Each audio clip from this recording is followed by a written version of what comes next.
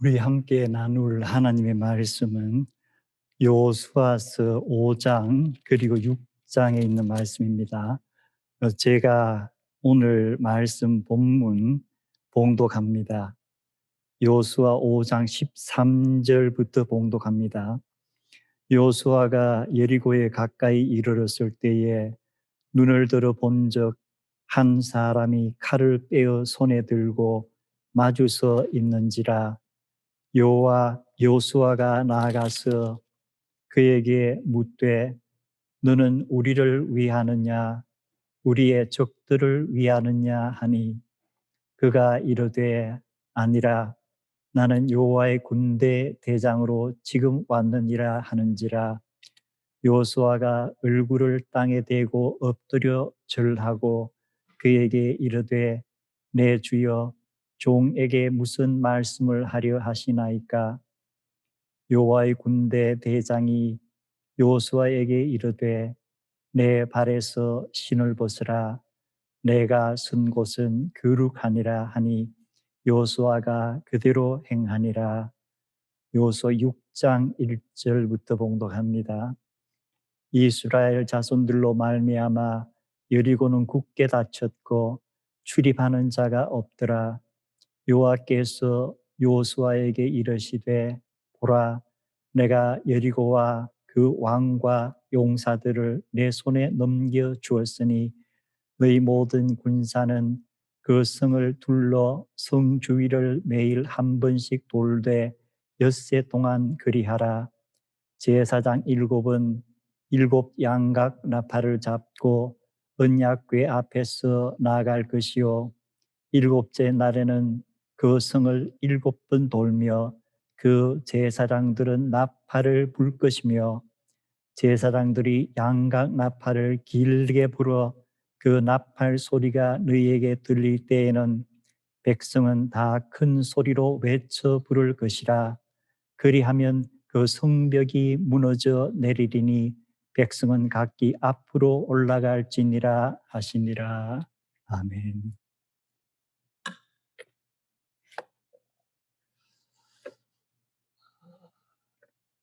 이번 주 수요일, 그러니까 11월 11일이죠. 미국에서는 국가에서 정한 공휴일입니다. 그 Veterans Day로 알려져 있는데, 제가 간단한 퀴즈 하나 낼게요. 미국에서 지금 지키는 Veterans Day가 유래된 전쟁은 어느 것입니까? 제가 4가지 선택형을 합니다. 1번 미국 남북전쟁, 2번 제1차 세계대전, 3번 제2차 세계대전, 4번 한국동란.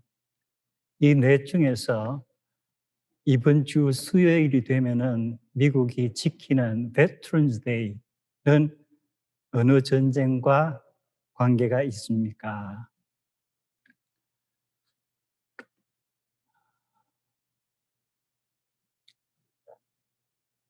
1918년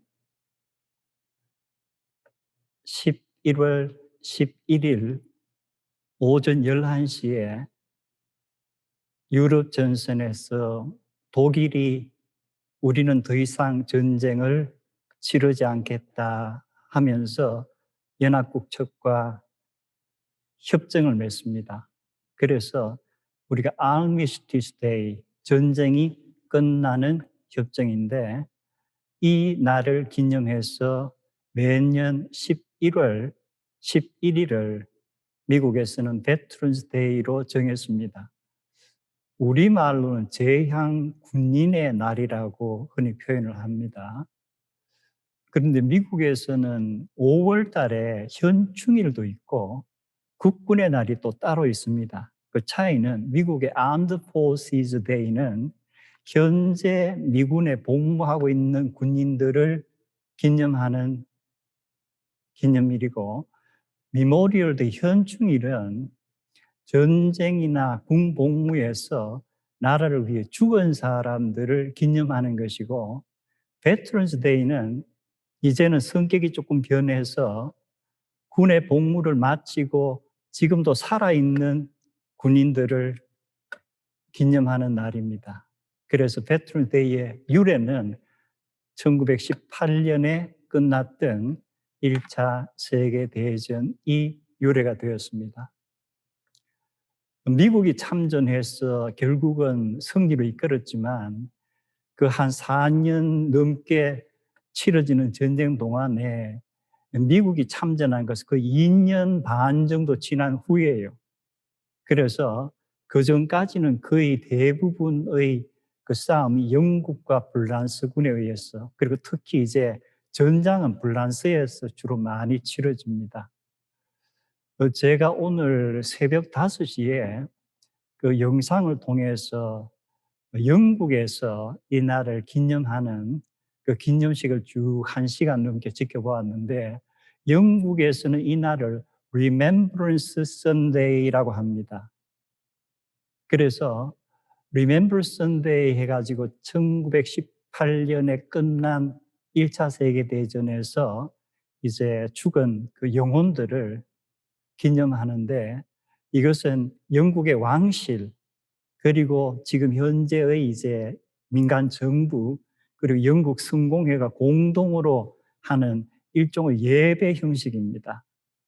그래서 오늘 영국에서, 그리고 이번 수요일은 또 미국에서 이 전쟁을 기념한다기보다는 그 전쟁에서 목숨을 잃은 사람들을 기념하는 것인데, 특히 안타까운 것은 1차 세계대전 때는 영국이나 프랑스, 유럽의 많은 젊은이들이 자발적으로 전쟁에 참전을 했어요. 그 이유가 뭐냐면은 우리가 이 전쟁으로 말미암아 앞으로 모든 전쟁을 다 끝내자. This is the war to end all the wars. 모든 전쟁을 종식시키는 전쟁이다. 너무나도 많은 젊은이들이 목숨을 잃습니다. 역사가들은 유럽에서 20대, 30대, 40대 수백만 명이 목숨을 잃었는데, 그들이 살아 있었다면 얼마나 문화적으로, 경제적으로 많은 분야에서 활동을 할 수 있지 않았을까. 미국이 여기에 나중에 참전할 때 우드 윌슨 대통령이 참전을 선언하면서 했던 말은, 우리가 지금 참전하는 이유는 We will make the world safe for democracy. 우리가 지면은 전 세계는 전제 정권 하에 들어간다. 제국주의의 지배를 또 받는다. 그래서 우리가 참전하는 것은 이 세계의 민주주의가 안전하게 유지될 수 있도록 하기 위해서다. 전쟁을 원하는 사람은 없지만 일단 시작이 되고 나면은 전쟁은 또 이겨야 되죠. 오늘 읽었던 여호수아서는 전쟁하는 이야기가 많습니다. 그리고 역사가들이나 또는 종교인들이 사실 좀 잔혹한 이야기들이다. 그래서 이 기독교에서 이 설교로서 좀 피하는 그러한 책이 여호수아서입니다.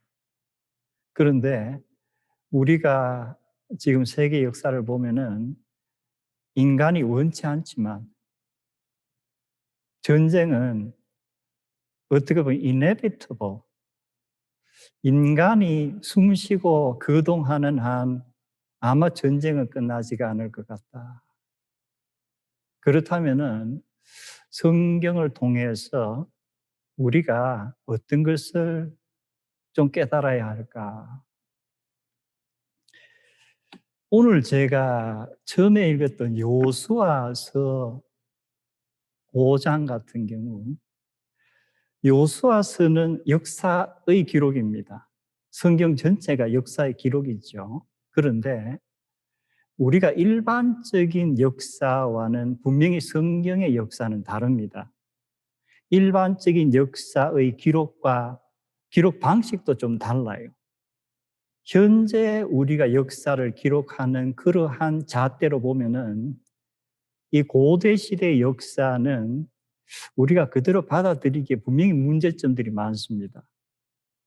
그래서 첫 번째 우리가 이걸 감안해야 되고, 두 번째는 성경은 역사서이지만 하나의 신학에 관한 거예요. 그래서 땅에서 일어나는 사람들의 삶을 기록한 일반 역사와는 달리 이것은 땅의 차원을 넘어선 우리가 하늘이라고 해야 될지 아니면 땅을 3차원이라고 하면은 4차원 이상의 세계를 이야기해야 될지, 어쨌든 우리가 살고 있는 땅에서 일어나는 일에 외부의 어떤 힘이 가해지는 신학적인 요소가 있어서 성경은 우리가 역사를 철저하게 공부하면서 동시에 신학에 관해서 이것을 어떻게 접목을 시키느냐, 이것이 성경 공부의 주요한 과제입니다. 오늘 여호수아가 어디에 있느냐 하면은 여리고성 가까이에 있다고 했습니다. 그러면 이게 밤중 같은데 왜 여리고성 가까이에 갔을까? 아니면 이게 낮이었나? 첫 번째로 전쟁을 치는데 아주 전략을 세우는 중요한 것이 뭐예요? 적을 알아야 된다. 그래서 우리가 지금 첩보, 인포메이션 게더링이 중요한데, 민수기를 보면은 출애굽을 하고 나서 한 1년이 조금 지나고 인구조사를 마치고 그때 벌써 뭐예요? 가나안 땅에 들어갈 때는 우리가 그냥 들어가는 것이 아니고 전쟁을 치러야 한다는 것이 이미 성경에 암시가 되고 있죠. 그래서 칼을 들고 싸울 수 있는 인구수를 조사해라. 그리고 나서 그 다음에 나오는 게 뭐예요?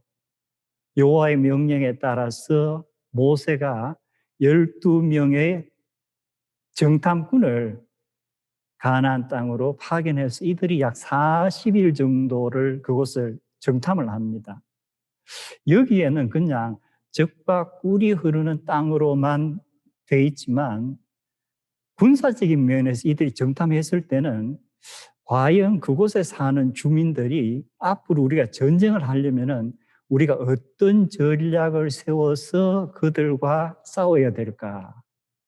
그들의 강한 지역이 어디고 약한 지역이 어딜까? 이런 것들을 정탐했을 가능성이 분명히 있어요. 그리고 나서 이제 거의 40년이 지나고 모세가 세상을 떠나고 여호수아가 모세의 후계자가 되면서 아직 요단강을 건너기 전에 모압 땅 시딤이란 곳에서 여호수아가 무엇을 보내죠? 2명의 정탐꾼을 여리고 성으로 보내죠. 역시 인포메이션 게더링이에요. 왜 여리고 성인가? 그것은 우리가 지도를 보면은 왜 여리고 성으로 보낸가를 알 수 있습니다. 그래서 일단 요단강을 건너면은 이제 전쟁을 치르는 그러한 정복 전쟁의 시대로 들어가는데 첫 번째 공략해야 될 여리고 성이 과연 방비가 어떠한가? 우리가 어디를 공격해야 될 것인가? 여러 가지 정보를 얻기 위해서 두 사람을 파견을 했습니다. 그게 여호수아 2장의 기록이에요.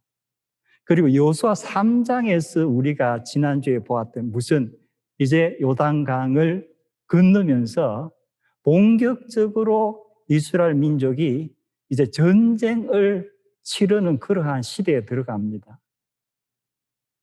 그래서 4장 그리고 5장 전반부에 전쟁을 치르기 전에 무언가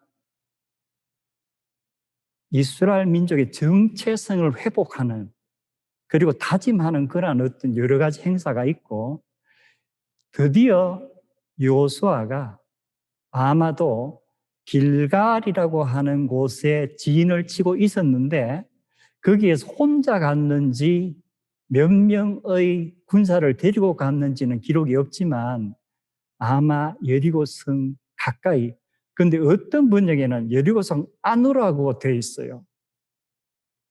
그래서 near Jericho냐, in Jericho냐, 이것은 성경학자들의 디베이트의 문제입니다. 그러나 어쨌든 여호수아가 왜 내가 직접 가서 이제는 여리고성의 모든 것을 한번 확인하고 전략을 세워야 되겠다.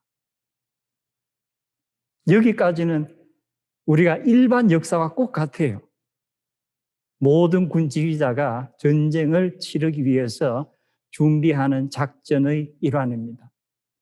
그런데 5장 마지막 부분에 갑자기 정체불명의 어떤 인물이 등장했는데 칼을 빼고 있더라. 그래서 기록을 보면 여호수아가 그에게 다가갔다고 했죠. 다가가서 던진 질문이 쉽게 표현하면은 아군이냐 적군이냐, 이 단계까지도 여호수아는 앞으로 있을 전쟁이 철저하게 어떤 전쟁이다, 내가 지휘해서 싸워야 될 전쟁이다. 출애굽기를 보면은 홍해 바다를 건너는 것은 여호수아도 직접 체험했고 이것은 하나님의 능력이구나. 얼마 전에 요단강을 건널 때도 여호수아가 직접 체험했죠. 아, 이것도 하나님의 능력이구나. 그런데 홍해를 건너고 그 다음에 아말렉과 전쟁을 할 때는 어때요? 모세와 훌과 아론이 산 위에서 기도를 했지만 여호수아는 뭘 했습니까? 직접 칼을 들고 싸움을 한 경험이 있죠. 그래서 우리가 살다 보면은 남의 이야기를 듣기도 하고 하지만 가장 나에게 상황에서 영향을 많이 미치는 것은 내가 직접 체험한 거예요. 그래서 어쩌면은 아말렉과의 전투에서 여호수아는 산에서 기도한 팀이 아니고 직접 칼을 들고 싸운 팀이기 때문에 이 전쟁에서도 지금 여호수아의 생각은 하늘에 있는 생각보다는 땅에 있는 생각이에요. 그래서 그 정체불명의 인물에게 아군이냐 적군이냐, 그렇다면 이 순간까지도 여호수아가 지금 생각하고 있는 전쟁은 이스라엘 민족 군대와 저 여리고 성 안의 군대의 철저히 인간적인 차원에서의 싸움이에요. 그런데 이 정체불명의 인물이 이 여호수아의 물음에 대해서 뭐라고 대답을 하죠?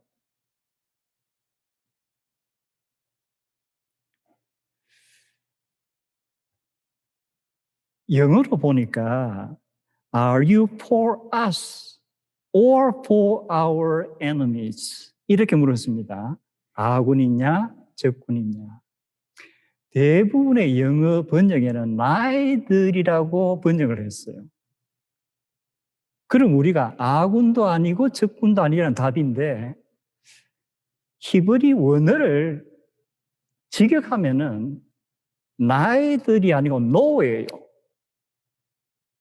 그럼 너는 우리 편이냐 적군 편이냐 했을 때 no 하면은 이거는 뭘 의미하는 거죠? 여호수아가 답한 것하고 이 정체불명의 인물이 대답한 것은 무언가 참 안 맞아요. 즉 물음 자체를 그냥 오버컴하는 거예요.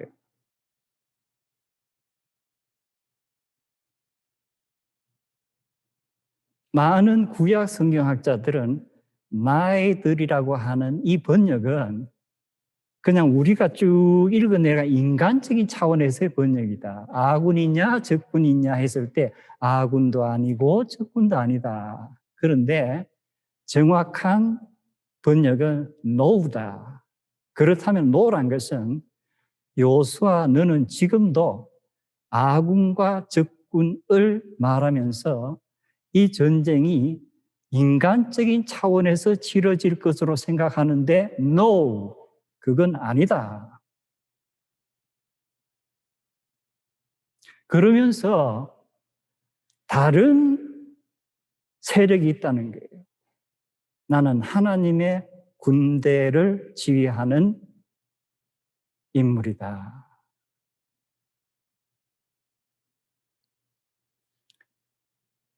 여호수아가 아마 마음속으로 생각했을 것 같아요.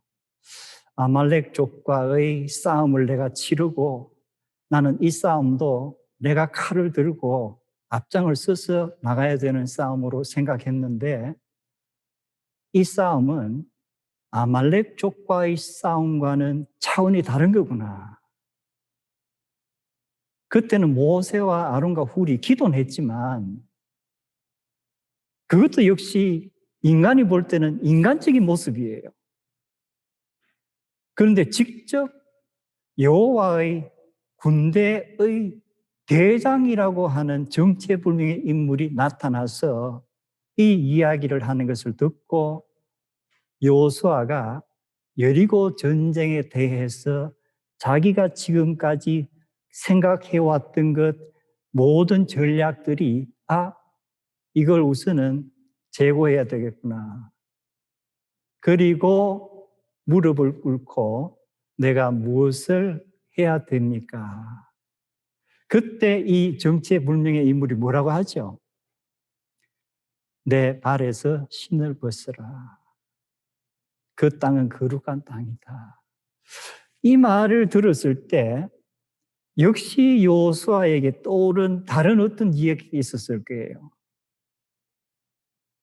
거의 40여 년 전에 모세가 80세의 나이에 호렙산에 양을 치러 갔다가 떨기나무에서 들리는 여호와의 음성을 듣고 접근하려 할 때에 뭐라 그랬죠?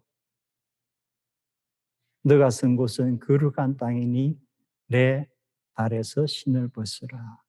출애굽기는 이 여호와의 말씀에 모세가 어떻게 했다는 행동에 관한 기록은 없습니다. 그나마 신을 벗을 거예요. 그것의 의미는 뭐예요? 온전하게 하나님의 말씀에 순종합니다. 그리고 한 걸음 더 나아가면 이건 예배예요. 그래서 여호수아가 바로 이 하나님의 군대 대장 앞에서 신을 벗으라는 말을 듣고 신을 벗었다는 것은 뭐예요? 나는 온전히 하나님께서 보내신 하나님의 군대 대장의 말씀을 따르겠습니다.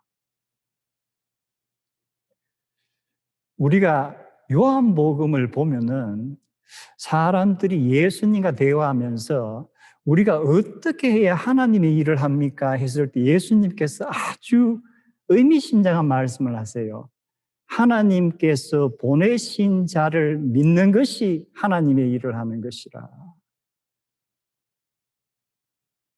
그래서 여호수아 5장의 결말은 여리고성 가까이에 직접 가서 이 성을 어떻게 공략할 것인가, 인간적인 군 지도자의 입장에서 철저하게 전략을 세우고 모든 것을 정보를 수입했던 이 여호수아가 이제 뭐예요?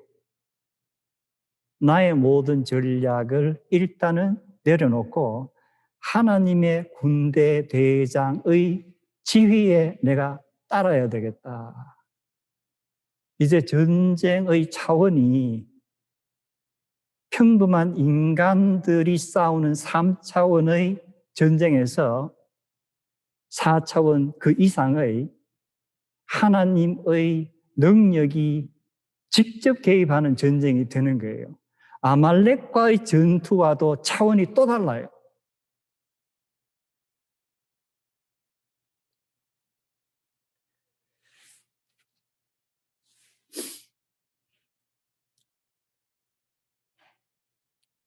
여호수아 6장에 가서 여리고 성이 어떻게 되어 있다 했죠? 그 안에 지도자와 주민들이 성을 완전히 샷업시키고 그 안에서 이제 방어 준비를 하는 거예요. 우리가 이 여호수아서를 볼 때는 고대 전쟁에 관해서 어느 정도 지식을 갖고 접근하는 게 좋습니다. 그리고 고대의 그 도시들이 어떠한 형태로 지어졌던가. 우리가 남한산성 이런 표현도 쓰고, 제가 어릴 때도 우리 동네 좀 높은 곳에 어느 시절의 것인지 모르지만 좀 높은 그런 성벽 같은 게 있어가지고 저희들이 거기 가서 많이 놀았어요. 그게 아마도 수천 년 전에는 무언가 방어를 위한 방어 성벽이었을 거예요. 여리고란 곳은 역사학자들은 아마도 이 세계에서 가장 오래된 도시일 것이다. 기원전 한 10,000년 정도부터 이렇게 추정을 합니다. 그리고 고고학자들의 연구에 따르면은 이 여리고 성벽이 한 30피트 높이의 아주 강한 벽들인데 몇 차례 이게 좀 허물어진 부분이 있고 다시 강하게 만들고 허물어진 부분이 강하게 만들고 이런 흔적이 고고학적으로 나타난다고 합니다. 자, 그렇다면은 여호수아서가 기록된 그 시기를 우리가 대체로 기원전 한 1400년 정도로 추정합니다. 이 1400년 이때에 그러면 도시들은 그리고 전쟁할 때는 어떤 방법을 사용했을까? 이것을 우리가 한번 알아볼 필요가 있어요. 첫째, 거의 모든 도시는 강한 성벽을 다 세우고 있었다는 것이 역사적인 기록들입니다. 그런데 우리가 이렇게 강한 성으로 둘러싸인 성벽을 쌓았던 이러한 곳을 공격하려면 어떻게 해야 될 것인가? 군사 역사학자들은 한 3가지 정도를 이야기를 합니다. 첫 번째는 속임수 작전이에요. 속임수 작전 하면 여러분이 그리스 신화에 트로이전 호스 해가지고 트로이에 목마하는 걸 아마 이 얘기 들었을 거예요. 한 10년 정도 트로이 성을 공격하는데 그것이 허물지를 못하는 거예요. 그래서 그리스군이 퇴각하는 것 같이 하면서 큰 목마를 하나 트로이 성 앞에 세워놓았죠. 그런데 거기에 이제 그리스 군 특공대가 들어가 있는 거예요. 그런데 퇴각을 하니까 트로이 성에서 지도자들은 뭐라고 판단을 했죠? 10년 동안 우리를 공격하다가 결국은 포기하고 가는구나. 그리고 목마를 보니까 이 친구들이 우리한테 어떤 선물을 하나 남겨놓고 가는구나. 그래서 그 목마를 성 안으로 끌어들이죠. 그리고 밤중에 거기서 그리스 특공대가 나와서 성문을 열어서 결국은 트로이 성을 함락했다. 이러한 소위 속임수 작전이 있는데 사실 이것은 성공률이 지극히 얕아요. 그리고 또 아마 실현했던 그런 기록들이 많지는 않아요. 그리고 두 번째는 공격하는 부대가 수적으로 월등히 우세하고 군량미가 충분할 때는 무슨 작전을 치죠? 완전히 그 성을 그냥 포위하는 거예요. 싸움을 하지 않고 그 성이 외부와 전혀 그 접촉을 할 수 없도록. 그래서 굶겨 죽이기 작전이에요. 이것은 이제 아주 장기전인데 이것은 우리가 열왕기 이런 데도 성경에도 기록이 나오죠. 사마리아 성을 아수르가 어떻게 포위를 해가지고 그 안에서 사람들이 굶어 죽으면서 결국은 이제 항복하게 만드는 이러한 전술. 그런데 이것은 막강한 군사력과 군량미가 있어야 가능한 작전이에요. 그리고 세 번째로 아마도 중세에 이르기까지 가장 많이 사용했던 작전이 성벽을 돌파하는 작전이에요. 그래서 여러분, 고대나 중세 시대 역사 영화 같은 거 보면은 전쟁 치르는 장면들이 나오죠. 그 장면들 보면은 적진에 높은 성벽이 쭉 있으면은 큰 수레 같은 것을 만들어가지고 그 위에 엄청나게 큰 통나무 끝을 뾰족하게 깎는다든지 또는 쇠덩이 같은 걸 뾰족하게 가져가지고 이 공격하는 측의 군사들이 달라붙어 그걸 가지고 성벽을 꽉 부닥치죠. 어떤 성문도 갖다 부닥치고. 그래서 이 충차라는 이름이에요. Battering rams 하는 거.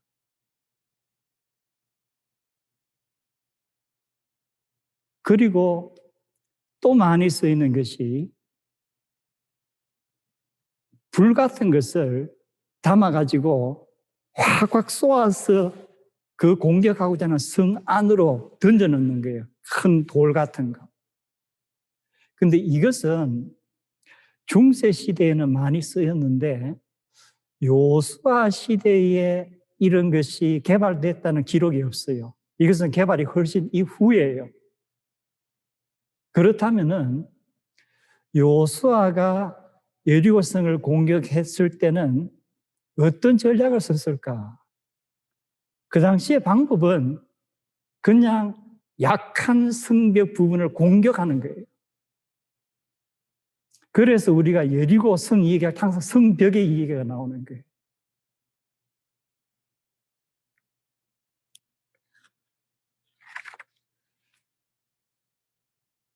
우리가 군사학적으로 보면은 대포란 것이 만들어지면서 성벽의 기능이 거의 사라져 버렸어요.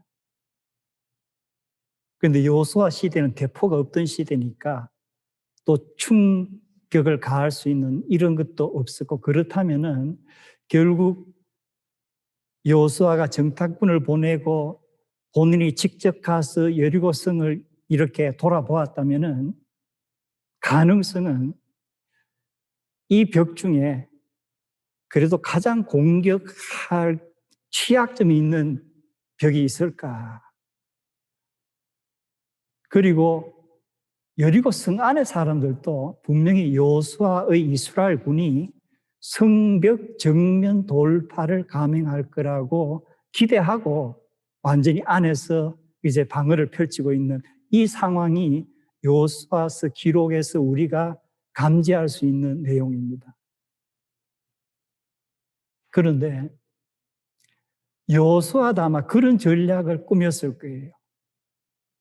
그러나 여호수아서 5장 마지막에서 그가 여호와의 군대 대장과의 대화 이후에, 그리고 그가 온전히 하나님께서 세우시는 작전을 따르겠다고 했을 때에 하나님의 작전은 뭐예요? 성을 돌게 하시는 작전이에요. 그리고 마지막 날에 넌 7번을 돌고 그 다음 무엇을 해라? 제사장들이 나팔을 불 때에 온 백성이 고함을 질러라. 어떻게 보면은 여호수아는 어떤 특수 부대들이 여리고 성의 아마도 가장 취약할 것 같은 성벽을 공격해야 되겠다는 작전을 세웠을지 모르지만 하나님께서는 대포를 쏘시는 것처럼, 아니면 아직도 개발되지 않은 아까 충차, 벽을 부수는 그러한 무기를 사용하시는 것처럼, 근데 그것을 무엇으로? 제사장이 나팔과 함께 이스라엘 백성들의 큰 소리로 내가 그 일을 이루겠다. 오늘 제가 읽진 않았지만 이 여호수아서의 기록을 봐도 이제 마지막 날 7번을 돌고 제사장들이 나팔을 불고 이스라엘 백성들이 고함을 칠 때에 성벽이 와르르 무너져 내리고 이들이 성벽으로 정면으로 돌파해서 들어갔다고 기록을 합니다. 그래서 예전에 전쟁을 치를 때 작전이라든가 전략이라든가 이걸 쭉 연구해 보면은 거의 동일한데 뭐가 다른 거예요? 공격하는 군대들이 성벽을 직접 부수는 것이 아니고 함께 구호를 외칠 때에 성벽이 무너지면서 그들이 성 안으로 들어가는, 그래서 우리가 3차원의 인간적인 전략과는 다른 하나님의 더 고차원의 전략이 이 가미된 전쟁이 여리고성 함락의 그 사건이에요. 그런데 아마 저와 우리 교우님들은 대부분이 이 성경의 사실을 아마 그대로 받아들이실 것 같아요. 하지만 많은 교인들이 아닌 사람들이 이것을 받아들일 것인가? 일전에 우리가 토마스 제퍼슨 얘기를 했죠. 아마 그와 같으면은 그는 복음서뿐만 아니고 그가 구약도 자기 나름대로 발췌를 했다면은 아마 여호수아서에서는 아마 거의 그가 발췌하지 않았을 거예요. 이것은 인간적으로는 불가능한 것이다.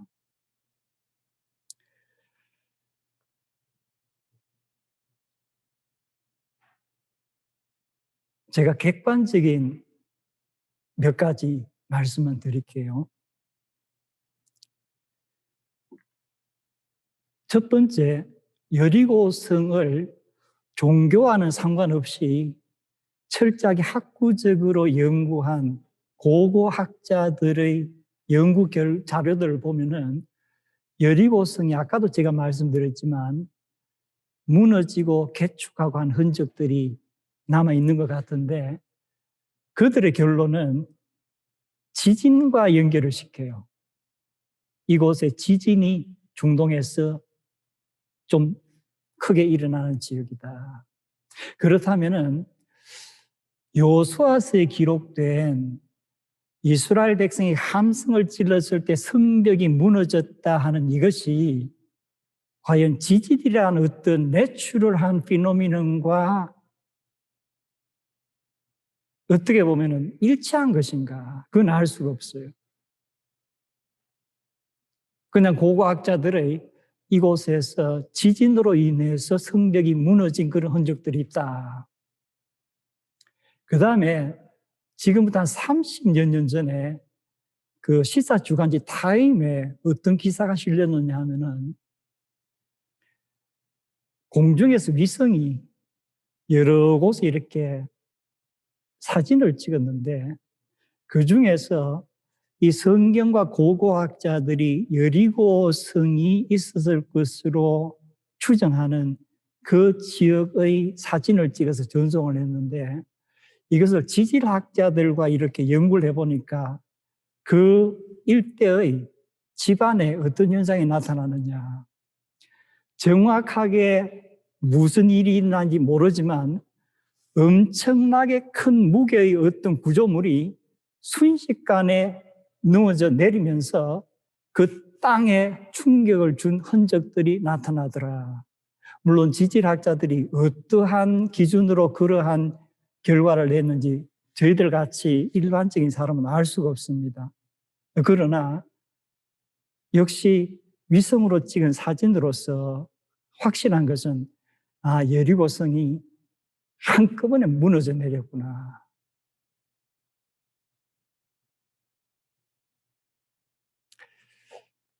오늘도 시간이 좀 많이 갔네요. 제가 두 가지 이 얘기를 더 하려고 했는데 네 번째 얘기는 일단 생략을 하고 세 번째 얘기만 하나 하겠습니다. 오늘 제가 새벽에 영국에서 Remember Sunday 하면서 1차 세계대전 그 기념하는 그 의식을 가졌는데 1차 세계대전 때는 독일 제국과 오스만 제국이 연합을 해가지고 오스트리아 헝가리 제국과 그때 오스만 제국이 이제 지금 이슬람 쪽이에요. 그러니까 지금의 그 중동 지역을 거의 다 차지하고 있을 때예요. 그러면서 1차 세계대전이 발발하면서 영국군이 담당한 구역이 중동 그리고 팔레스타인을 오스만 제국 군대로부터 탈환하는 것이 영국군에게 주어진 주요한 업무예요. 그리고 거기에 파견된 총사령관이 에드먼드 앨런비라는 사람이에요. 그런데 이 사람이 결국은 중동 그 지역에 요르단 골짜기를 점령하고 그 다음에 요르단 강의 서쪽 그리고 남쪽 그리고 북쪽 그래서 메기도 전투를 거쳐서 시리아까지 오스만 제국의 군대들을 다 쳐부수고 진격을 합니다. 그런데 역사학자들에 따르면은 앨런비 장군이 여호수아서를 읽었는지 안 읽었는지 우리가 모르지만 앨런비 장군이 작전을 펴면서 오스만 제국의 군대가 주둔하고 있는 지역에서 그들과 싸워서 몰아낸 그 전쟁의 행적을 쭉 따라가면은 여호수아서 6장부터 11장에 있는 그 전쟁의 프로세스와 거의 유사해요. 여리고성이 높은 산으로 올라가는 입구입니다. 그리고 그 다음에 나온 아이성 하는 것은 여리고성보다 한 1000m가 높은 산지예요. 그래서 한 10마일밖에 안 되는데 이 여리고에서 아이까지 이렇게 높은 고도이기 때문에 군사적으로 여리고성을 함락시키고 아이성을 차지하면 뭐예요? 높은 산지를 차지하는 거예요. 그렇다면 군사적으로는 절대적으로 우위에 있는 거예요. 그리고 또 하나는 북쪽에 있는 가나안 족속들과 남쪽에 있는 가나안 족속들이 이 중간에 높은 산지에 이스라엘이 점령을 하면은 서로 연합해서 작전을 못 펴는 거예요. 그래서 여호수아서를 여러분이 이제 6장, 7장, 8장 쭉 읽어가면은 이 여호수아의 작전이 여리고성을 함락시키고 그 다음에 아이성을 함락시키고 이 높은 고산지대는 방어하는데 많은 군사력이 필요하지가 않아요. 그리고 남쪽에 주요한 가나안 족속들이 있기 때문에 무슨 남쪽부터 하나씩 공격을 해서 남쪽을 장악하고 그 다음에 멀리 떨어진 북쪽의 족속들을 장악합니다. 그런데 성경을 보면은 이것이 다 여호수아가 세운 전략이라기보다는 하나님의 군대 대장에 의해서 하나님의 전략에 따라서 치러진 전쟁이다. 관계가 얼마나 있는지 모르지만 제1차 세계대전 1918년 여름에 영국의 중동 군 사령관이 여호수아가 점령했던 그 작전 그대로 오스만 제국의 군대들을 몰아냈었다. 이런 것은 우리 역사적으로 한번 고찰해 볼 수 있는 그러한 이야기들입니다. 오늘 한 가지 제가 말씀을 못 드리는 것은 이제 한 나라나 한 군대가 아니고 한 개인이 어떻게 성경 말씀을 통해서 1차 세계대전에 참전했던가 하는 이 얘기는 오늘 시간상 제가 생략을 합니다. 오늘 여호수아서를 통해서 그리고 여호와의 전략을 통해서 우리가 알 수 있는 것은 성경 곳곳에 잠언에도 다음과 같은 말씀이 나와요. 너는 마음을 다하여 여호와를 신뢰하라. 신뢰하라. 너는 범사의 여호와를 인정하라. 인정하라. 그리하면 내 길을 인도하시리라. 여호수아가 전폭적으로 여호와를 신뢰하고 여호와의 작전을 인정했을 때에 결국 정복 전쟁의 길은 그가 여호와의 명령을 따라서 치러가는 전쟁이 됩니다. 그리고 예레미야서에 다음과 같은 말씀이 나와요. 여호와께서 이같이 말씀하시되 지혜로운 자는 그의 지혜를 자랑하지 말라. 용사는 그의 용맹을 자랑하지 말라. 부자는 그의 부함을 자랑하지 말라. 자랑하는 자는 이것으로 자랑할지니 곧 명철하여 여호와를 아는 것과 나 여호와는 사랑과 정의와 공의를 땅에 행하는 자인 줄 깨닫는 것이라. 나는 이 일을 기뻐하노라. 여호와의 말씀이니라. 여호와는 사랑과 정의와 공의를 이 땅에 실현시키는 분이시다. 우리가 전쟁을 피할 수가 없습니다. 우리가 공격을 받으면 방어를 해야 돼요. 그러나 우리가 전쟁에 임할 때에 정말 하나님의 말씀에 따라서 정의와 공의를 이 땅에 펼치고자 하는 하나님의 계획과 뜻에 부합되는 것인가? 우리가 하는 전쟁이 하나님의 그 깃발을 공의와 정의를 이루는데 사용되는 것인가? 그리고 영적인 면에서 우리의 삶의 여러 가지 역경들, 우리가 전쟁이라는 표현도 사용을 하죠. 바울 사도는 다음과 같이 얘기를 합니다. 하나님께서 우리를 원하시면 누가 감히 우리를 대적하리요? 누가 우리를 그리스도의 사랑에서 끊으리요? 환난이나 역경이나 핍박이나 굶주림이나 헐벗음이나 위험이나 칼이랴. 이 모든 일에 대해 우리는 우리를 사랑하시는 예수 그리스도로 말미암아 넉넉히 이기느니라. 내가 확신하노니 죽음이나 생명이나 하늘의 천사들이나 세상의 권세자들이나 현재일이나 장래일이나 높음이나 깊음이나 그 어떤 것도 우리를 우리 주 그리스도 예수 안에 있는 하나님의 사랑에서 끊을 수 없으리라. 아멘.